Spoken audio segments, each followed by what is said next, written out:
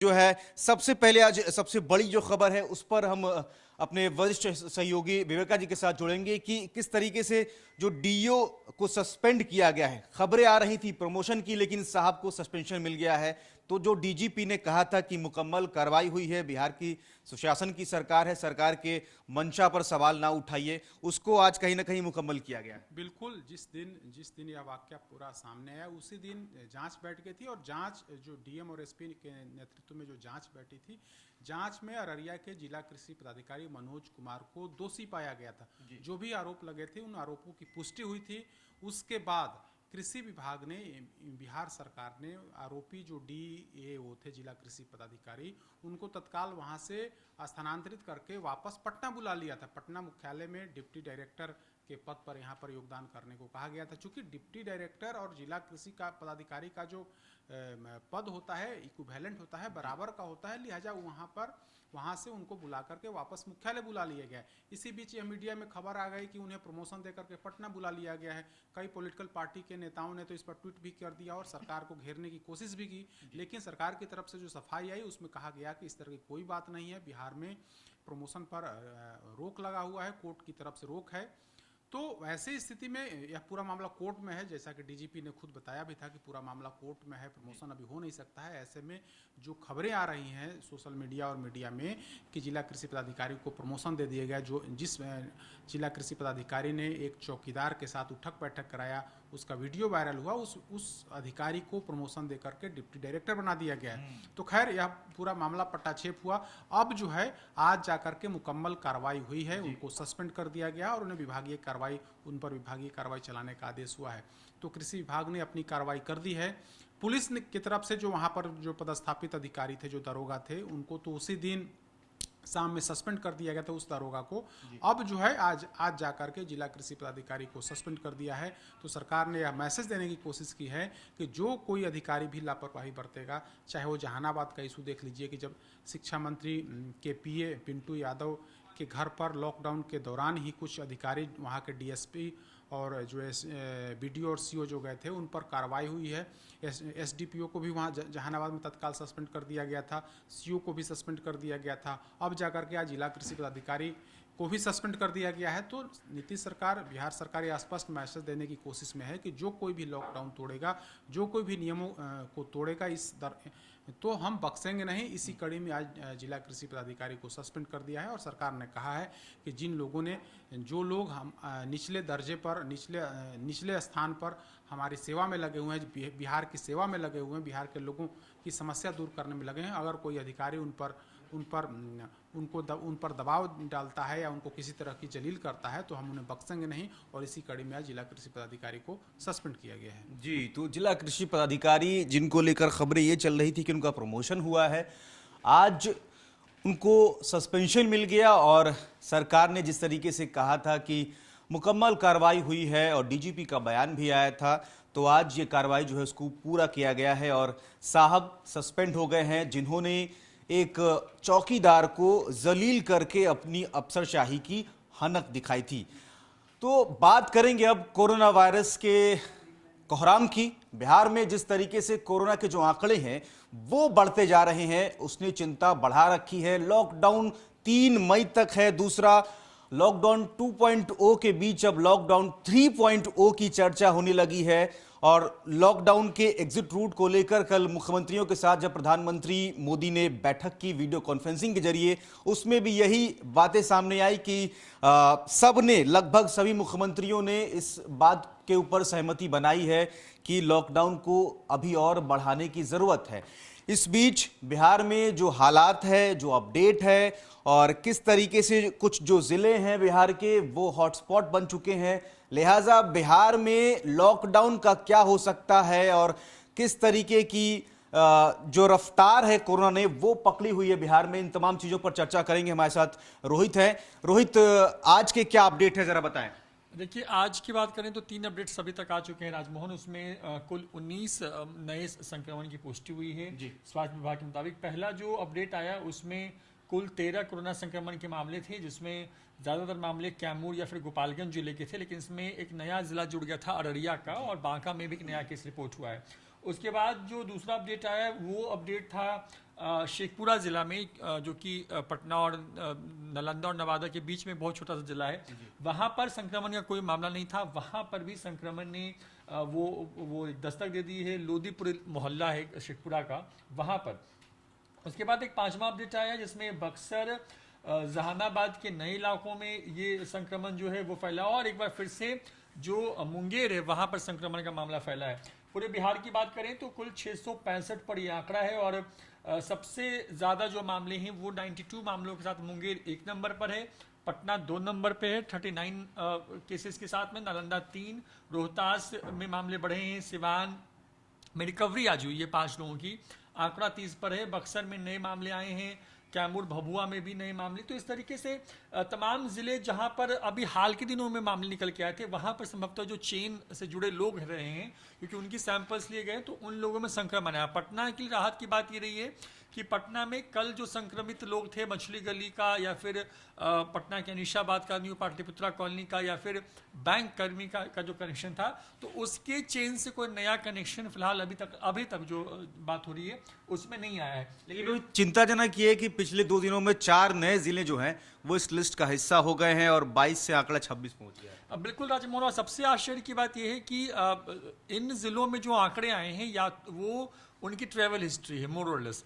देखिए जो आज का अररिया का मामला है उस मामले में तो क्या है कि एक व्यक्ति एम्बुलेंस के रास्ते से होकर के वो आता है बिहार के लिए, और बॉर्डर पर जो अररिया और गोपालगंज का जो बॉर्डर से भी पुष्टि हो रही है। बिल्कुल, और उन जिलों में वो सभी लोग वैसे ही हैं जो कि ट्रैवल करके आए हैं, यानी कि वो दिल्ली मुंबई कहीं किसी जगह पर थे, वहां पर से वो आ गए एम्बुलेंस से। और एम्बुलेंस से आना एक बहुत आसान तरीका, क्योंकि आप अपने आप को पेशेंट डिक्लेयर कर देते हैं और पेशेंट आने के बाद हालांकि बिहार सरकार की जो गाइडलाइन है या जो आदेश है उसमें एम्बुलेंस को अगर बाहर के राज्य से आ रहा है तो सीमा पर उसको पहले रोकना है, चेक होना है और उसके बाद उसको क्वारंटीन करना है, वो प्रोसेस पूरा है और वहीं से वो लक्षण करके आ रहा है। तो आज के लिए एक थोड़ा अगर मैं कहूं कि हालांकि एक भी संक्रमण का मामला सामने आने में राहत की बात नहीं है, लेकिन बिहार में पिछले कुछ दिनों में जिस तरीके के ट्रेंड्स दिखे थे उस लिहाज से आज थोड़े कम आंकड़े हैं, 19 तक अभी गए हैं। मुझे लगता है कि शायद 1 या 2 अपडेट और आए। कल क्योंकि रिकॉर्ड टूटा था, कल अचानक से करीब 70 मामले जो थे वो आए, उसमें भयावह तस्वीर सामने निकल के आई। लेकिन आज की हम बात करें तो आज के लिए राहत वाली बात, थोड़ी सी राहत कह सकते हैं कि आज अगर 19 मामले मिले हैं तो कई मामले जो हैं वो रिकवर भी हुए, जैसे 5 सिवान के हैं, फिर आपको बेगूसराय का मामला है। तो ये जो पुराने पेशेंट्स थे, यानी कि जो आज से 15 दिन पहले या 14 दिन पहले जो पेशेंट्स मिले थे उन लोगों में अब ये रिकवरी, क्योंकि अमूमन 14 दिन या 10 दिन लगता है कम से कम एक औसत एक मरीज को स्वस्थ होने में, तो उस वक्त के बाद अब ये लोग रिकवर हो रहे हैं। कल कुछ और नए आंकड़े आएंगे, यानी कि जो 86 वाला जो लेआउट पूरा बिहार में था जो 1 हफ्ते पहले तक का, वो आप ये मान चलिए कि आज और कल के आसपास में लगभग वो 86 पेशेंट्स अब ठीक हो जाएंगे। लेकिन अब जो नए संक्रमण बिहार के सामने आए हैं जो कि करीब 290 के आसपास, 80-90 के आसपास का है, वो पेशेंट्स को अब रिकवर होने में अगले जो हैं वो 14-15 दिन लगेंगे। ऐसे में चिंताएं हैं। और देखिए क्योंकि अभी तक ये हो रहा है कि अभी भी कोई ऐसा दिन नहीं है जिस दिन ये आंकड़ा जो है वो निकल के सामने नहीं आया है। वहीं अगर बात करें राजमोहन, बिहार के साथ साथ जो हमारा पड़ोसी राज्य है झारखंड, तो वहाँ के बारे में भी लोग लगातार जानना चाहते हैं कि वहाँ पे क्या स्थिति है। देखिए देश भर की बात करें तो कुल करीब 30,000 के आसपास में आंकड़ा पहुँचने वाला है। 21,674 एक्टिव केसेस हैं और 7,237 लोगों की रिकवरी हो चुकी है और करीब 950 लोगों की जानें जा चुकी हैं इस पूरे कोरोना संक्रमण की वजह से। झारखंड की बात कर लेते हैं तो झारखंड में हिंदी पीढ़ी इलाका है रांची का, वहां पर एक आज मामला मिला है और आंकड़ा 104 पर चला गया है। वहां की बात करें तो सबसे बड़ा हॉटस्पॉट रांची का वही इलाका है जिसको सीआरपीएफ के हवाले कर दिया गया है।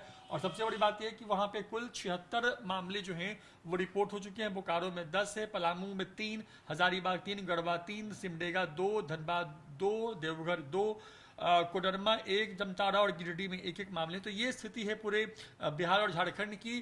कोरोना जो है वो लगातार अपना ग्राफ बढ़ाता जा रहा है और जैसे जैसे दिन गुजर रहे हैं, जैसे जैसे लॉकडाउन 2 खत्म होने वाला है, तो मेरी समझ से ऐसा लगता है कि कम से कम बिहार के लिए ये स्थिति नहीं है कि अब लॉकडाउन को खत्म किया जाए फिलहाल। अच्छा, झारखंड में कोरोना से जुड़ी एक और खबर है कि झारखंड में क्योंकि रांची में ही लालू यादव हैं, लालू यादव रांची के रिम्स में इलाजरत हैं और उनको लेकर एक बड़ी अपडेट आई है लालू यादव के जो डॉक्टर हैं उनके वार्ड में एक जो मरीज है उसको कोरोना पॉजिटिव पाया गया, जिसके बाद लालू यादव को भी संक्रमण का खतरा मंडराने लगा। और इस पर अब बिहार में उनके जो सुपुत्र हैं, तेजस्वी यादव हैं, तेज प्रताप यादव है, ये सब इस जो पूरा परिवार है वो चिंता जता रहे हैं और सोशल मीडिया पर भी लिखा जा रहा है। और लालू यादव को पैरोल पर रिहा करने की मांग पहले से उठ रही है।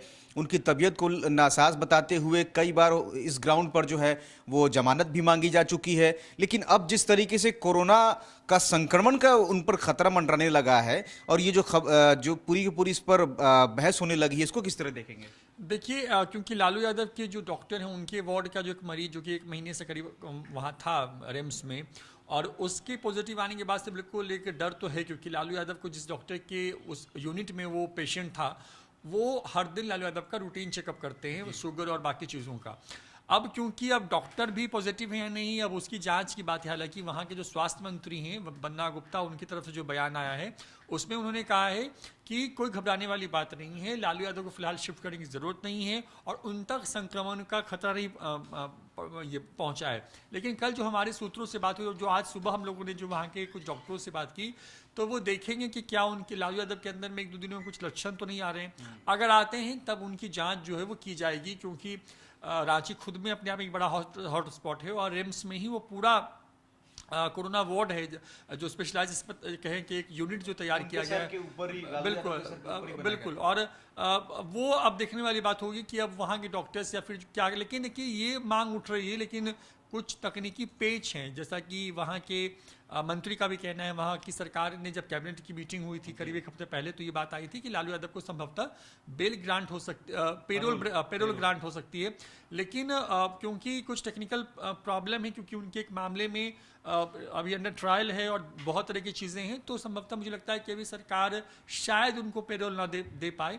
लेकिन तेजस्वी यादव ने एक इमोशनल ट्वीट किया है कि उनको लेकर के बिहार और झारखंड के जो लोग हैं, जो लालू यादव को चाहने वाले हैं, जो मानने वाले हैं, उनके अंदर एक चिंता है। और दूसरी जो बड़ी बात निकल के सामने आई वो ये है कि राजमोहन की ये कहने की कोशिश हो रही है कि आप इसको इस तरह के देखें कि तेज प्रताप यादव का एक इमोशनल ट्वीट आया है कि मिस यू पापा करके उन्होंने लिखा है।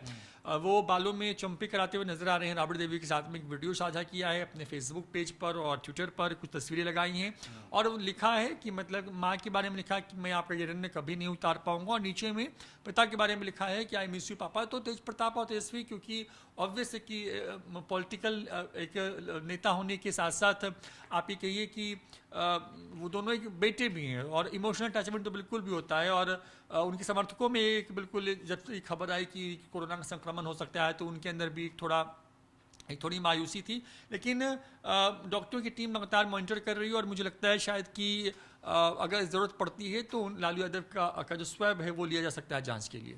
मतलब लालू यादव पर भी कोरोना के संक्रमण का खतरा मंडरा रहा है और उनका सैंपल भी लिया सकता है। बढ़ेंगे अगली खबर की तरफ। अगली खबर जो है वो कोटा में जो बिहार के छात्र हैं, जिनको कहा जा रहा था कि राजस्थान में जिस तरीके से खबरें आई कि वहाँ सरकार ने वहाँ की बसों के साथ जो है रवाना करने का सोच लिया है और उनके वहाँ से रवानगी की खबरें आने लगी थी। इसी बीच उनको रोक लिया गया, उनको पासेज नहीं मिल पाए और वो जहाँ थे वहीं फंस गए। क्योंकि कल जिस तरीके से वीडियो कॉन्फ्रेंसिंग जब हुई मुख्यमंत्रियों के साथ प्रधानमंत्री की, उसमें नीतीश कुमार ने ये मांग उठाई कि इन चीज़ों को लेकर, जिस तरीके से लॉकडाउन में अगर कोई कहीं से आ जा रहा है और किसी को कहीं से लाने की व्यवस्था करनी है, तो इसको लेकर केंद्र सरकार एक गाइडलाइन जारी करे, तभी वो इस पर कोई निर्णय ले पाएंगे। मुख्यमंत्री का जो मूड है, नीतीश कुमार का जो मूड है, वो साफ है कि वो लॉकडाउन को ऐसे ही खामखा तोड़ने के फेवर में नहीं है। तो वो ये चाह रहे हैं कि केंद्र सरकार इस पर एक गाइडलाइन लाए और फिर वो इस पर कोई फैसला लेंगे। लेकिन इसको लेकर विपक्ष जो है वो लगातार नीतीश कुमार पर हमलावर है। तेज प्रताप यादव लगातार तमाम तरीके के ट्वीट कर रहे हैं। इसके अलावा अगर तेजस्वी यादव की बात करें तो वो भी लगातार हमला कर रहे हैं। और आज तेज प्रताप यादव ने तो बांसुरी बजा के हमला किया। तो क्या कहानी है, जरा हम रोहित से जानते हैं।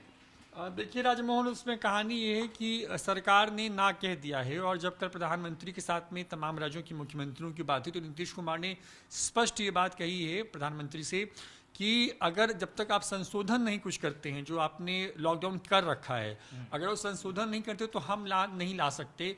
और सबसे बड़ी बात ये है कि अगर किसी को लाया जाए तो, और देखिए ये सच भी है एक हद तक, बच्चे आने चाहिए, इसमें कोई शक नहीं है, वो क्योंकि वो परेशान है, वहाँ पे उनको खाने पीने की चीज़ों को दिक्कत है। लेकिन बिहार में ज़्यादातर जो मामले निकल के आए हैं वो ट्रैवल वाले मामले हैं, यानी कि वो कहीं ना कहीं से आए हैं।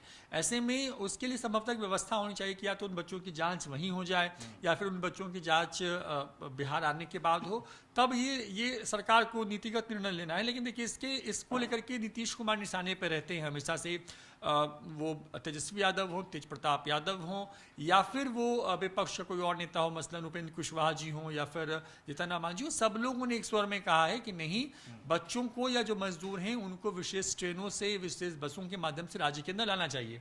आज की बात करें तो तेज प्रताप यादव, तेजस्वी यादव ने भी एक ट्वीट किया है बहुत विस्तार से, और तेज प्रताप यादव ने बांसुरी बजा करके जो महात्मा गांधी का बहुत प्यारा भजन जो हमेशा वो गुनगुनाया करते थे, हाँ बिल्कुल उसी भजन को उन्होंने बांसुरी के सहारे मतलब गाया है, और हमला बोला है कि मतलब कि संघी यानी कि बीजेपी वालों पर हमला है, और उससे कि ईंट तले जो आपकी अंतरात्मा यानी नीतीश कुमार की जो अंतरात्मा दब गई है, उस अंतरात्मा को आप क्यों नहीं आज़ाद कर पा रहे हैं, क्यों बच्चों की आवाज़ नहीं सुन रहे हैं। तो इस तरह के शब्दों का इस्तेमाल करके तेज प्रताप यादव ने हमला बोला है। लेकिन देखिए सियासत बहुत तेज़ हो रही है इस पूरे मामले पर, बच्चे परेशान हैं, वो आना चाहते हैं, सरकार लाने को तैयार नहीं है, और इस बीच में जो इस कश्मकश है मतलब बच्चों और सरकार के बीच में, उसमें बच्चे ही परेशान फाइनली हो रहे हैं। क्योंकि देखिए अब कोटा से जो खबर आई है कि वहाँ पर कई बच्चे हैं जिनके ऊपर FIR तक लॉन्च कर दी गई है, जो बच्चे सड़क किनारे मतलब जो बसों के इंतजार में बैठ गए थे धरने पर। उन लोगों एक चीज़ और है कि नीतीश कुमार तो अड़े हुए हैं, वो इसको लेकर जो है मूड में नहीं दिख रहे हैं कि बच्चों को लाया जाए, और बसें अपनी, या तो जिस तरीके से योगी जी ने बसें भेज दी उत्तर प्रदेश से राजस्थान के कोटा में, और वहाँ से बसें जो है बच्चों को लेकर यूपी आती है, लेकिन नीतीश कुमार इसके फेवर में नहीं दिखते हैं। वहीं बीजेपी के जो नेता हैं, जबकि गठबंधन में है, यहाँ बिहार की सरकार जो है वो जेडीयू भाजपा के गठबंधन से चल रही है, लेकिन बीजेपी के जो नेता हैं वो लगातार इस पर बयानबाजी कर रहे हैं, और जो सोशल मीडिया के पोस्ट हैं वो तो गवाही दे रहे हैं। बिल्कुल, देखिए राजमोहन, दो चीज़ें हैं इसमें। एक तो ये है कि क्योंकि सरकार का निर्णय मतलब पूरे राज्य के लिए होता है, और किसी भी एक इंडिविजुअल नेता का निर्णय मतलब उनका अपना निर्णय होता है या अपना बयान होता है। इसमें इस पूरे मामले में ये है कि देखिए इस फैसला करना सरकार को ही है। इसमें सरकार या तो पास जारी करे या बसें भेजे या ट्रेन चलवाए, ये सरकार को करना है। नीतीश सरकार ही इसके लिए आगे बढ़ेगी तभी कुछ होगा। लेकिन देखिए क्योंकि मुझे लगता है कि शायद डैमेज कंट्रोल करने की कोशिश है एक मेरी समझ से, क्योंकि बिहार में अगर लॉकडाउन अगर इस वक्त नहीं हो रहा होता तो अभी हम चुनाव के मोड में हो गए होते, और वैसे भी अक्टूबर नवंबर में बिहार में चुनाव होने हैं विधानसभा के। तो मुझे लगता है कि शायद एक तरफ नीतीश कुमार जहाँ अडिग हैं तो बीजेपी उसको बैलेंस करने की कोशिश करी। एक तो ये पॉइंट हो सकता है मेरी समझ से। दूसरा ये पॉइंट हो सकता है कि बीजेपी क्योंकि उनको ये लगता है कि नहीं, क्योंकि बिहार में चुनाव होने वाले हैं तो ज़रूरी है कि जो वोट बैंक है उस वोट बैंक को लेकर कोई जो विपक्ष है उसको कोई मुद्दा ना मिले, इसलिए मुद्दे छीनने की भी कोशिश है। तो विपक्ष को लग रहा है कि नहीं, बीजेपी वाले भी उनकी आवाज़ में आवाज़ उठा रहे हैं, आवाज़ में मिला रहे हैं, ये कहने की कोशिश। लेकिन इन दोनों चीज़ों के बीच में एक परेशानी तो है, मतलब जो कि छात्रों और सरकार के बीच में है, और इसमें कहीं ना कहीं बीजेपी वाले का कुछ नेताओं के अपने बयान सामने आए हैं। लेकिन देखिए सबसे बड़ी बात है कि अगर बीजेपी कुछ कहती है कि बच्चों को, क्योंकि अब उनके साथ मजबूरी दो हो गई है, एक तो कि बिहार में नीतीश कुमार के साथ हैं तो बहुत खुल के कह नहीं सकते, और दूसरी मजबूरी ये है कि बिहार की पड़ोसी राज्यों में उनकी सरकारें हैं, जैसे मसलन यूपी में सरकार है उनकी, मध्य प्रदेश में सरकार है उनकी, जहाँ से लोगों को लाया गया है। तो अब वो परेशान है इस बात को लेकर कि करें तो क्या करें। मतलब उनके लिए बिल्कुल आप कह सकते हैं कि एक तरफ कुआं और एक तरफ खाई वाली स्थिति है बीजेपी वालों के लिए।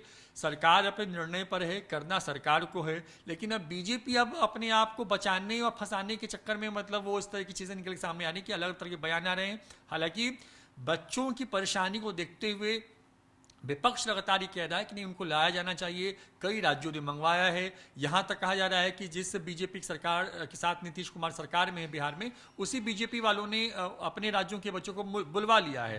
लेकिन देखिए क्योंकि सिर्फ बात कोटा की नहीं है, बिहार के और यूपी के साथ में एक बड़ी परेशानी क्या है कि हमारे यहाँ के लाखों लाख लोग बाहर रहते हैं, और अभी जो एक आंकड़ा है, मतलब एक टेंटेटिव आंकड़ा है 17 लाख के आसपास, जो उसमें करीब करीब 1.5 से पौने 2 लाख के आसपास में छात्र हैं।